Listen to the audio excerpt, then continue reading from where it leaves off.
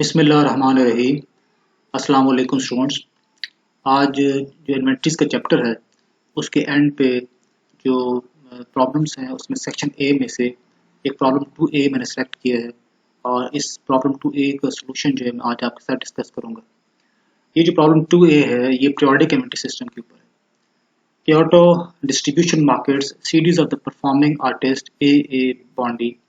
At the beginning of March, Kyoto had in beginning inventory 1500 Bondi CDs with a unit cost of $7. During March, Kyoto made the following purchase of Bondi CDs. हमारे पास data given है जो कि उसने मार्च के महीने में जो purchases की। मार्च 5 को उसने 3000 यूनिट्स परचेज किए एट $8 पर यूनिट। मार्च 13 को 5500 यूनिट्स परचेज किए एट $9 पर यूनिट। इस तरह मार्च 21 को उसने 4000 यूनिट्स परचेज किए एट $10 पर यूनिट और मार्च 26 को उन्होंने 2000 यूनिट्स परचेज किए eight $11 per unit cost. During March, 12,500 units were sold. Kyoto uses a periodic inventory system. मार्च के महीने में जो उन्होंने टोटल सेल है वो है 12,500 यूनिट्स की और क्योटो जो है यहाँ पे पीरियोडिक इन्वेंटरी सिस्टम यूज कर रहा है। इंस्ट्रक्शंस में सबसे पहले ए पार्ट में determine the cost of goods available for cell, हमने सबसे पहले cost of goods available for cell determine करना है। बी पार्ट में determine number one the ending inventory and second the cost of goods sold under each of the assumed cost flow methods FIFO, LIFO and average cost. Prove the accuracy of the cost of goods sold under the LIFO and FIFO methods. C part में हमने which cost flow method results number one the highest inventory amount for the balance sheet and number two the highest cost of goods sold for the income statement. तो C part में फिर हमने ये बताना है इन cost flow methods के जब results आ जाएंगे तो उसकी बेसिस पे हम ये बताएंगे कि जो कौन सा मेथड जो है जो कि हाईएस्ट इन्वेंटरी कॉस्ट है उसके थ्रू जो है हमने डिटरमिन की है और वो बैलेंस शीट का पार्ट है। इसी तरह हमने जो कॉस्ट ऑफ गुड्स सोल्ड जो highest cost of goods sold आएगी इन मेथड्स के थ्रू वो कौन सा ऐसा मेथड है जिसके थ्रू हमें highest cost of goods sold receive हो रही है और वो इनकम स्टेटमेंट का पार्ट है। अब हम इसको सॉल्व करते हैं। इसका सोल्यूशन मैंने बनाया है, इसको हम देखते हैं कि हमसे कैसे अब सॉल्व किया। सबसे पहले ए पार्ट में उन्होंने कहा है कि cost of goods available for cell हमें डिटरमिन करनी है। तो हमने जो पूल बनाया है उसमें हमने डेट, एक्सप्लेनेशन, यूनिट कॉस्ट और टोटल कॉस्ट कॉलम बना दी। डेट में सबसे पहले मार्च 1 को जो ओपनिंग इन्वेंट्री थी 1500 यूनिट्स हमने लिखती है और पर यूनिट कॉस्ट जो है वो 7 है। तो इस तरह ये टोटल कॉस्ट आ जाएगी 10,500। इसी तरह जो 5th को परचेज थी वो 3000 यूनिट्स की थी, तो यूनिट कॉस्ट है $8 पर यूनिट। इसको मल्टीप्लाई करें तो $24,000 जो है वो टोटल कॉस्ट आ जाती है। 13 मार्च को जो परचेज है उसमें 5500 यूनिट्स। ये सारा डाटा मैंने जो लिया है ये ऊपर हमें गिवन है। मार्च 5, मार्च 13, मार्च 21, मार्च 26, ठीक है। तो यहाँ से हमने इस डाटा को इस टेबल के अंदर जो है वो इंसर्ट किया। तो 13 मार्च है हमने जो परचेज की 5500 यूनिट्स की, 9 यूनिट कॉस्ट है, इसका टोटल कॉस्ट है वो 49,500 यानी 9 को मल्टीप्लाई किया 5500 से। इसी तरह 21 मार्च को जो परचेज है उसकी जो नंबर ऑफ यूनिट्स थे वो 4000 यूनिट्स थे और यूनिट कॉस्ट जो है वो $10 पर यूनिट है और टोटल कॉस्ट आ जाएगी 40,000। तो 26 मार्च को हमने परचेज किए और 2000 यूनिट्स परचेज किए और पर यूनिट कॉस्ट वो 11 है और मल्टीप्लाई किया तो हमारे पास 22,000। इस तरह जो total number of units available थे वो 16,000 यूनिट्स थे और जो total cost of goods available for cell है वो $146,000 है। यानी इस पूरे महीने में हमारे पास जो टोटल यूनिट्स अवेलेबल थे बेचने के लिए वो 16,000 यूनिट्स थे और हमारे पास इसकी जो कॉस्ट बनती है वो $146,000 बनती है। इसे हम cost of goods available for cell कहते हैं। यानी आप से पूरे साल में जो गुड्स बेच सकते थे उनकी कॉस्ट कितनी है, तो उनकी कॉस्ट जो है वो $146,000 है। ए पार्ट में हमने cost of goods available for cell जो है वो डिटरमिन किया। बी पार्ट में हमने एंडिंग इन्वेंट्री और cost of goods sold determine करना है under the 3 cost flow methods. सबसे पहले हम यूज कर रहे हैं first in first out method जिसमें डेट, यूनिट कॉस्ट और टोटल कॉस्ट हम लिखेंगे। सबसे पहले हमने एंडिंग इन्वेंट्री निकालनी है। हमें उन्होंने कहा था कि जो टोटल सेल हुई है इस पूरे महीने में वो है 12,500 यूनिट्स की। ठीक है, during March 12,500 units were sold और uses the periodic multi system. तो 12,500 यूनिट्स हमने बेचे। तो total goods available for sale थे वो 16,000 थे। तो 16,000 में से अगर आप लेस कर दें 12,500 तो हमारे पास आ जाएगा 3,500 यूनिट्स। अगर फर्स्ट आउट मेथड है तो ये हमने जो हमारे पास एंडिंग इन्वेंट्री होगी वो कहाँ पे लाई करेंगे, क्योंकि ये फर्स्ट आउट है। इसका मतलब है कि हमने ये ज्यूम कर रहे हैं कि जो हमने पहले परचेज किया उसको हमने पहले सेल कर दिया, इसलिए जो एंडिंग इन्वेंट्री होगी वो लास्ट परचेज में होगी। तो हम सबसे पहले लास्ट परचेज से जो है वो स्टार्ट करेंगे। मार्च 26 को हमने जो 2000 यूनिट्स परचेज किए थे वो हम सेल नहीं कर सके, जिसकी पर यूनिट कॉस्ट जो है वो 11 है और टोटल कॉस्ट जाती है $22,000। इसी तरह जो 21 मार्च है इसकी जो परचेज है उसमें से हम बाकी जो रिमेनिंग बैलेंस है 3500 में से 2000 लेस कर दें तो बाकी जो हमारे पास एंडिंग इन्वेंटरी में पड़े वो 1500 पड़े। तो 1500 जो होंगे वो 21 मार्च की परचेज में से होंगे। तो यहाँ पे जो यूनिट कॉस्ट है वो 10 है, तो 10 को मल्टीप्लाई कर दें $1500 के साथ, 1500 यूनिट्स के साथ, तो हमारे पास टोटल कॉस्ट आ जाती है $15,000। इसी तरह आप दोनों को ऐड कर लें तो हमारे पास जो टोटल कॉस्ट आती है वो $37,000 है और जो टोटल नंबर ऑफ यूनिट्स जो एंडिंग इन्वेंटरी में है वो 3500। तो 3500 हमारे पास FIFO मेथड के अंडर हमारे पास जो एंडिंग इन्वेंट्री है वो 3500 यूनिट्स की है और उसकी जो कॉस्ट ऑफ एंडिंग इन्वेंट्री है वो $37,000 है। अब हम डिटरमिन करेंगे cost of goods sold. Cost of goods sold में के लिए हम cost of goods available for cell जो हमने हमारे पास गिवन है ऊपर उसमें से लेस कर देंगे एंडिंग इन्वेंट्री या क्लोजिंग इन्वेंट्री जिसे कहते हैं। तो हमारे पास जो cost of goods available for cell थी वो थी $146,000। इसमें से हमने एंडिंग इन्वेंट्री को लेस कर दिया तो हमारे पास आ गई कॉस्ट ऑफ गुड्स सोल्ड, यानी $37,000 को हमने लेस किया तो हमारे पास आ गया कॉस्ट ऑफ गुड्स सोल्ड, ये $109,000। इसको हम प्रूफ करेंगे। उन्होंने हमसे कहा था कि आपने इसका जो है वो प्रूफ भी करना है कि आपने जो कैलकुलेशंस की है वो एक्यूरेट। तो उसके प्रूफ के लिए हम क्या करेंगे, हमने उसको डेट, यूनिट्स, यूनिट कॉस्ट और टोटल कॉस्ट में डिवाइड कर दिया और हमने जो है वो हमारी जो टोटल सेल थी इस महीने में वो थी 12,500 यूनिट्स। तो ये first in first out method है। तो हम सबसे पहले first in first out method का मतलब है कि जो सबसे पहली परचेज होगी उन्हें सबसे पहले सेल की। तो हमने जो है वो मार्च 1 को जो हमारे पास ओपनिंग इन्वेंट्री थी उसको सबसे पहले लिखेंगे, जिसमें 1500 यूनिट्स हैं और जिसकी यूनिट कॉस्ट जो है वो $7 है और टोटल कॉस्ट इसकी बनती है 10,500। तो सबसे पहले हमने मार्च 1 की जो है बैलेंस था उसको लिखा 1500 यूनिट्स, यानी हम ये ज्यूम कर रहे हैं फर्स्ट आउट सबसे पहले सेल हो गया होगा। तो 12,500 में से 1500 यूनिट्स जो है वो सबसे पहले मार्च 1 के आ जाएंगे और पर यूनिट कॉस्ट है वो 7 है तो टोटल कॉस्ट आ गई 10,500। इसके बाद जो हमारी सेकंड परचेज थी वो थी 3000 यूनिट्स की और ये पर यूनिट कॉस्ट है $8। तो इसको मल्टीप्लाई करेंगे तो हमारे पास टोटल कॉस्ट आ जाती है $24,000। सेकंड परचेज हमने लिखा 5 मार्च की 3000 यूनिट्स, यूनिट कॉस्ट लिखी हमने 8 और टोटल कॉस्ट आ गई $24,000। अभी भी जो है वो कंप्लीट नहीं हुआ। अब हमने जो हमारे पास मार्च 13 है उसकी परचेज है हमारे पास 5500 यूनिट्स की और जो पर यूनिट कॉस्ट है वो 9 है। 9 को मल्टीप्लाई करेंगे तो हमारे पास जो है वो 49,500 की टोटल कॉस्ट आ जाएगी।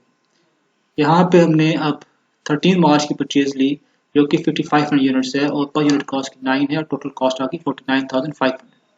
अब हमारे पास इन सब को ऐड करें तो हमारे पास जो बाकी अमाउंट यूनिट्स बचते हैं वो 2500 है। तो जो उसके बाद की परचेज है 21 मार्च की, इसकी यूनिट कॉस्ट जो है वो 10 है। तो अब 4000 में से 2500 यूनिट्स जो है हम एज्यूम कर रहे हैं कि ये सेल होगी। तो हमने यहाँ पे 21 मार्च को लिखा 2500 यूनिट्स और पर यूनिट कॉस्ट उसकी 10 है तो ये टोटल कॉस्ट बन जाती है $25,000। इस तरीके से इन सब को यूनिट्स को ऐड करें तो ये बन गए हैं 12,500 जो कि हमने इस पूरे महीने में सेल की और इन टोटल कॉस्ट को ऐड कर लें तो हमारे पास जो है वो कॉस्ट ऑफ गुड्स सोल्ड हो जाएगी जो कि 109,000।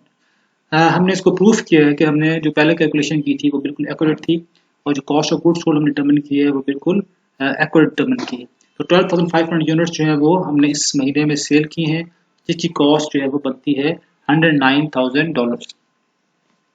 इसी तरह अब हम LIFO यानी last in first out method use करेंगे और हम ये डिटरमिन करेंगे कि कॉस्ट ऑफ एंडिंग इन्वेंट्री क्या है और कॉस्ट ऑफ गुड्स सोल्ड क्या है। तो इस मेथड को यूज़ करके हमने यहाँ पे जो टेबल बनाया है वो date, units, unit cost, total cost. जो लास्ट एंड फर्स्ट आउट है इसका मतलब ये है कि जो लास्ट में हमने परचेज की उसको हमने पहले सेल आउट किया, लास्ट एंड फर्स्ट आउट। तो जो टेबल हमने बनाया है इसमें हमने सबसे पहले अब एंडिंग इन्वेंट्री जो है वो ऑब्वियस है कि शुरू की परचेजेज में होगी, क्योंकि जब लास्ट इन फर्स्ट आउट है तो हमने जो लास्ट में परचेज की है वो हमने सबसे पहले सेल कर दी। फिर एंडिंग इन्वेंट्री जो हम नहीं बेच सके हैं वो हमारे पास बिगिनिंग बैलेंसेस में होगी।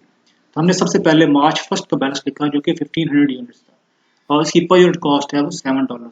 तो ये टोटल कॉस्ट हो जाती है $10,500। फिर मार्च 5 को हमने 2000 यूनिट्स जो है वो लेंगे और इसकी यूनिट कॉस्ट $8 है और टोटल कॉस्ट हो जाती है $16,000। तो हमारे पास जो टोटल एंडिंग इन्वेंट्री आ जाती है नंबर ऑफ यूनिट्स में वो 3500 यूनिट्स है और इसकी जो कॉस्ट हो जाती है वो $26,500 है। इस तरीके से हम एंडिंग इन्वेंट्री कॉस्ट जो है वो under life method using the periodic inventory system हम डिटरमिन करेंगे। इसके बाद हम कॉस्ट ऑफ गुड्स सोल्ड को डिटरमिन करेंगे। Cost of goods available for cell हमारे पास गिवन था जो हमने शुरू में डिटरमिन किया $146,000। इसमें से एंडिंग इन्वेंट्री जो कि 26,500 लेस कर देंगे तो हमारे पास कॉस्ट ऑफ गुड्स सोल्ड आ जाएगी $119,500। अब हम कॉस्ट एंडिंग इन्वेंट्री और cost of goods sold determine करेंगे under the average cost method. अच्छा, इससे पहले हम प्रूफ करते हैं कि इसको हमने एक्यूरेटली जो है वो डिटरमिन किया या नहीं किया। तो उस proof of cost of goods sold में हम उसी तरीके से डेट सबसे पहले, फिर यूनिट्स, यूनिट कॉस्ट और टोटल कॉस्ट लिखते हैं। कि लास्ट इन फर्स्ट आउट, तो ये लास्ट में जो हमने परचेज किया पहले उसको सेल किया, तो हमने जो total number of units sell किए हैं इस पूरे महीने में वो तकरीबन 12,500 यूनिट्स। तो सबसे पहले जो हमने लास्ट फर्स्ट आउट, सबसे पहले जो हम इस टेबल में लिखेंगे वो जो सेल होगी वो होगी मार्च 26। जो सबसे लास्ट परचेज है वो थी हमारी 26 मार्च और ये बनती है 2000 यूनिट्स और यूनिट कॉस्ट इसकी 11 है। इस तरह टोटल कॉस्ट इसकी 2200। तो हम नीचे से ऊपर की तरफ जाएंगे, यानी बैकवर्ड जाएंगे हम। पहले 26 मार्च को, फिर उसके बाद 21 मार्च, फिर उसके बाद 30, जब तक जो है वो 12,500 यूनिट्स कंप्लीट नहीं हो जाते। तो हम अब दोबारा से इसको उसी टेबल पे आते हैं। यहाँ पे हमने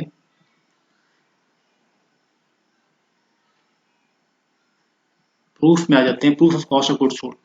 12,500 यूनिट्स हैं, तो सबसे पहले हमने लिखा मार्च 26, यानी लास्ट जो परचेज थी वो यहाँ पे लिखी हम। ये क्योंकि अजम्पशन यही है कि जो लास्ट परचेज है वो सबसे पहले हमने सेल कर दी। तो 12,500 में से सबसे पहले जो हमने यूनिट्स सेल किए वो 2000 यूनिट्स और पर यूनिट कॉस्ट 11 है, तो इसका टोटल कॉस्ट बनती है $22,000।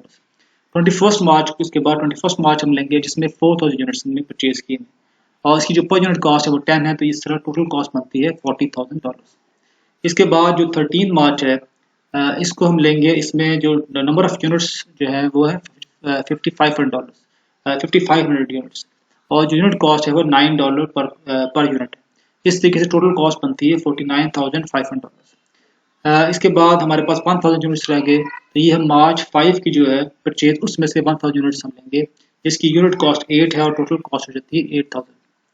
इस तरीके से टोटल नंबर ऑफ यूनिट्स जो है वो हो जाएंगे 12,500 और इसकी जो कॉस्ट बनती है वो है 119,500। तो इसका मतलब है कि हमने जो कैलकुलेशन की थी वो हमारी कैलकुलेशन जो है वो बिल्कुल एक्यूरेट है।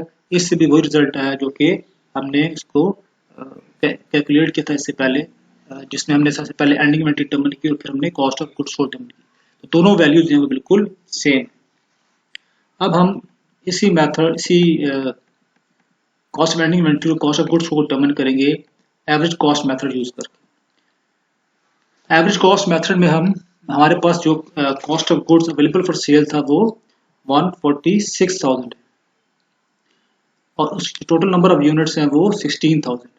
तो अगर याद हो हमने थ्योरी में पढ़ा था, हम क्या करते हैं, हम cost of goods available for cell को डिवाइड करते हैं टोटल नंबर ऑफ यूनिट्स के ऊपर। तो यहाँ पे जो टोटल नंबर ऑफ यूनिट्स हैं वो 16,000 है और उसकी जो टोटल कॉस्ट बनती है वो $146,000। अगर आप $146,000 को डिवाइड कर देंगे 16,000 के ऊपर तो हमारे पास एवरेज कॉस्ट आ जाएगी पर यूनिट। जैसे कि इस केस में हमारे पास एवरेज कॉस्ट आ गई है पर यूनिट। $146,000 को हमने डिवाइड कर दिया 16,000 यूनिट्स के ऊपर, तो हमारे पास आ गया $9.125 पर यूनिट। तो ये हमारे पास एवरेज कॉस्ट है। अब एंडिंग इन्वेंट्री निकालनी है, सबसे पहला स्टेप होता है आपने एंडिंग इन्वेंट्री निकालनी है। तो एंडिंग इन्वेंट्री हमारे पास 3500 यूनिट्स है, और जो यूनिट कॉस्ट है वो एवरेज कॉस्ट यहाँ पे लेंगे वो है $9.125 पर यूनिट। इस $9.125 को आप 3500 यूनिट के साथ मल्टीप्लाई कर दें तो हमारे पास टोटल कॉस्ट जाती है 31,938। तो ये जो 3500 यूनिट्स है under the average cost method, इसकी जो एंडिंग इन्वेंट्री है उसकी कॉस्ट बनती है $31,938। कॉस्ट ऑफ, इसके बाद हम cost of goods sold determine करेंगे। तो cost of goods sold determine करने का वही फार्मूला है कि cost of goods available for cell हमें गिवन है, इसमें से लेस कर दें एंडिंग इन्वेंट्री तो हमारे पास आ जाता है कॉस्ट ऑफ गुड्स सोल्ड। तो जो cost of goods available for cell थी वो है $146,000। इस $146,000 में से हम एंडिंग इन्वेंट्री को लेस कर देंगे जो कि 31,938 जो हमने अभी डिटरमिन की थी, इसको लेस किया तो हमारे पास आ गया कॉस्ट ऑफ गुड्स सोल्ड जो कि 114,062 है। तो यहाँ से हमने जब तीनों मेथड्स जो है वो यूज़ किए हैं, यानी FIFO मेथड यूज़ किया, फिर हमने फर्स्ट आउट मेथड यूज़ किया, फिर हमने एवरेज कॉस्ट मेथड यूज़ किया। हम ये देख रहे हैं कि अगर ये तीनों assumptions जो है अगर हम लेते हैं तो तीनों में cost of ending inventory different आती है और कॉस्ट ऑफ गुड्स सोल्ड जो है वो डिफरेंट आती है। अब हमने ये देखना है कि तीनों मेथड्स में से किस मेथड में कॉस्ट ऑफ एंडिंग इन्वेंट्री जो है वो हाई है और कॉस्ट ऑफ गुड्स सोल्ड जो है वो भी हाई है। तो अगर हम इन तीनों को कंपेयर करें तो जो कॉस्ट ऑफ एंडिंग इन्वेंट्री थी FIFO के अंदर first in first out method में जो कॉस्ट ऑफ एंडिंग इन्वेंट्री है वो है $37,000 जो थी वो FIFO मेथड के अंदर थी। इसके बाद फिर हमने LIFO मेथड यूज़ किया, तो यहाँ पे जो कॉस्ट ऑफ एंडिंग इन्वेंट्री आती है वो 26,500 है। और इसके बाद हमने एवरेज कॉस्ट मेथड यूज़ किया और यहाँ पे जो कॉस्ट ऑफ एंडिंग इन्वेंट्री आती है वो $31,938। इसका मतलब है जो FIFO मेथड है उसमें जो एंडिंग इन्वेंट्री है उसकी कॉस्ट सबसे हाईएस्ट है। तो हमने यहाँ पे बता दिया है कि जो FIFO produces the highest inventory amount $37,000। इसके बाद उन्होंने पूछा था कि जी कॉस्ट ऑफ गुड्स सोल्ड किस में हाईएस्ट है। तो इन तीनों मेथड को हम जब कंपेयर करते हैं तो हम देखेंगे कि कॉस्ट ऑफ गुड्स सोल्ड जो है वो किस में हाईएस्ट है। अगर हम FIFO मेथड देखें तो उसमें कॉस्ट ऑफ गुड्स सोल्ड $109,000, और अब इसी तरह अगर हम LIFO मेथड देखें तो उसमें कॉस्ट ऑफ गुड्स सोल्ड $119,500 है। और अगर एवरेज कॉस्ट मेथड देखें तो उसमें जो कॉस्ट ऑफ गुड्स सोल्ड है वो $114,062 है। इसका मतलब है कि जो सबसे highest cost of goods sold है वो हमें रिसीव हुई है जब हमने LIFO मेथड यूज़ किया। तो यहाँ पे जो LIFO मेथड है उसमें सबसे ज़्यादा highest cost of goods sold आ रही है जो कि 119,500 है, और जो FIFO मेथड यूज़ करते हैं तो उसके अंदर हमें जो हाईएस्ट इन्वेंट्री अमाउंट आ रही है जो कि $37,000 है। तो ये तीनों मेथड्स जो हैं ये हमेशा डिफरेंट रिजल्ट्स प्रोड्यूस करते हैं, लेकिन हमने कंसिस्टेंसी, मैंने कहा था प्रिंसिपल है उसको आपने यूज़ करना है। कोई भी कंपनी जो है वो फ्रीक्वेंटली अपने मेथड्स को जो है वो चेंज नहीं करती है, अपनी सर्कमस्टांसिस के मुताबिक कोई इन तीनों में से कोई एक मेथड जो है उसको यूज़ करती है और फिर उसको कंसिस्टेंटली जो है वो for a longer period of time maintain रखती है। और अगर उसमें से वो कुछ चेंज करे मेथड तो फिर उससे कुछ एक साथ उसकी जस्टिफिकेशन देनी होती है कि हम जो है वो FIFO फॉर एग्जाम्पल अगर वो यूज़ करे थे तो FIFO से वो LIFO पे क्यों आए, LIFO से वो एवरेज कॉस्ट मेथड पे क्यों आए। तो ये जो आज हमने डिस्कस किया है प्रॉब्लम 2A, इंशाल्लाह जो इंटरेक्टिव सेशन होगा उसमें जो बाकी क्वेश्चन हैं उनको डिस्कस करेंगे और फिर उसमें हम जो खास तौर पे जो परपेचुअल रेंटल सिस्टम